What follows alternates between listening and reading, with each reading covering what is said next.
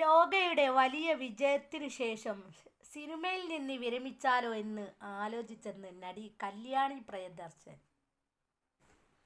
അപ്പോൾ അച്ഛൻ പ്രിയദർശൻ തനിക്കൊരു ഉപദേശം നൽകിയെന്നും ഏറ്റവും വലിയ വിജയം ഇനിയും ഉണ്ടാകും, പരിശ്രമിച്ച് മുന്നേറുകയെന്നാണ് അദ്ദേഹം പറഞ്ഞതെന്നും നടി കൂട്ടിച്ചേർത്തു.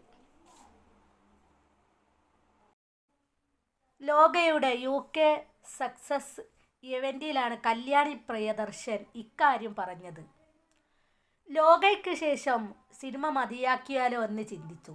കാരണം ഇനി എന്ത് ചെയ്യണമെന്ന് എനിക്ക് അറിയില്ലായിരുന്നു. അപ്പോൾ അച്ഛൻ എനിക്കൊരു ഉപദേശം തന്നു. ചിത്രം എന്ന സിനിമ 365 ദിവസം തിയേറ്ററിൽ പ്രദർശനം തുടർന്നപ്പോൾ ഞാൻ വിചാരിച്ചു എല്ലാം നേടിയെന്ന്. അതിനുശേഷമാണ് കിലുക്കം റിലീസ് ചെയ്തത്. എങ്കിലും അതാണ് ഏറ്റവും വലിയ വിജയമെന്ന് കരുതരുത്.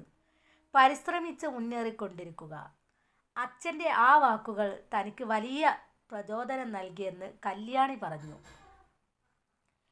അതേസമയം ബുക്ക് മൈ ഷോയിൽ ഏറ്റവും കൂടുതൽ വോട്ടുകൾ നേടുന്ന മലയാള സിനിമയായി മാറിയിരിക്കുകയാണ് ലോക. 2 ലക്ഷത്തിലേറെ വോട്ടുകളാണ് സിനിമ നേടിയിരിക്കുന്നത്.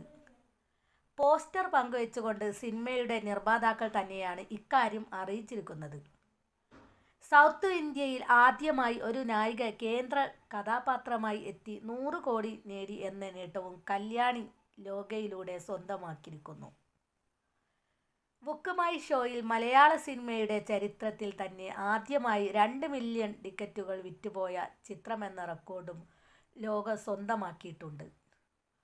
ഓണം റിലീസായി എത്തിയ ചിത്രം 24 ദിവസം കൊണ്ടാണ് ചിത്രം മലയാളത്തിലെ ഓൾ ടൈം റെക്കോർഡ് ആഗോള ഗ്രോസർ ആയി മാറിയത്.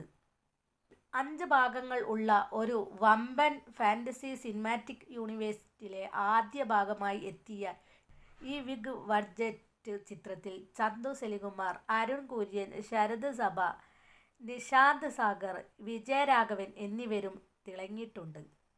ഇവർക്കൊപ്പം ദുൽഖർ സൽമാൻ, ടൊവിനോ തോമസ്, സണ്ണി വെയിൻ എന്നിവയുടെ ത്രസിപ്പിക്കുന്ന അതിഥിവേഷവും ശ്രദ്ധ നേടി.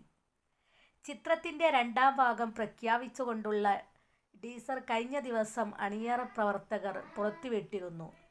സിനിമയുടെ 2ാം ഭാഗം ചാത്തൻ്റെ വരവ് ആയിരിക്കുമെന്ന് നേരത്തെ തന്നെ അണിയറ പ്രവർത്തകർ അറിയിച്ചിരിക്കുന്നു.